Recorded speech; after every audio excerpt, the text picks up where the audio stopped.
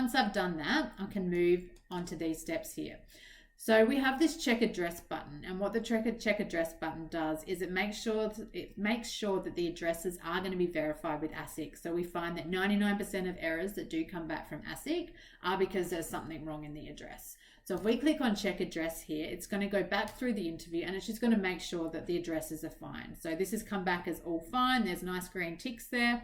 If it was a red cross, you would click out of this and go back, check the address.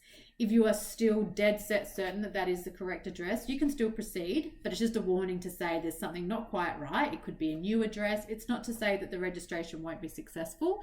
It's just to say that on first glance, it's not in their initial directory, but it may still work. So just make sure it's correct. If you're dead set certain it's correct, there's no special characters, nothing spelt wrong, then you can continue.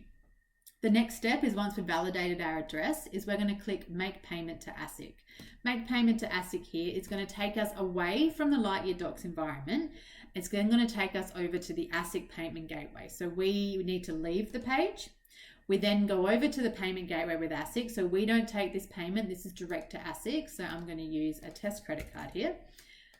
Putting these details in, this is going to give you, you'll get a receipt direct from ASIC and an invoice direct from ASIC. That one doesn't come to us. So that's a change from our old system.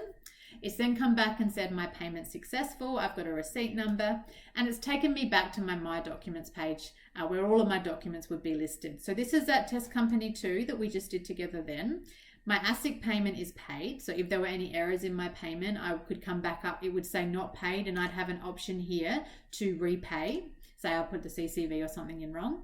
The ASIC status is so far not received. There's no ACN yet. Here's my ASIC receipt. So I can click on that and download my receipt. Now either I can sit here and wait, or I can click on refresh. And what that will do, it will update the entry with the ACN. So here's my ACN. It's a test ACN, obviously in the testing environment, but it's come back successful. It's completed. Using this little piece of paper icon here, I can download the ACN certificate. But obviously that's not all I need. I also need my updated constitution with the ACN in it. So to get this ACN into the constitution and finalize my company pack, I'm going to click these 3 action buttons. I'm going to click Relaunch Document. That's going to bring up my document interview that I put all my question and answers in before. If I make any changes in here, these are not going to reflect with ASIC. Coming down to that last page, and remember I said there was this that would populate with the ACN once it's back from ASIC. We don't touch it. We don't touch anything else. We just make sure that that's in there. We go to our final page, and then it says do not press assemble until your ACN has been returned successfully. Once it's been received, once that answer here has been populated, we can press assemble.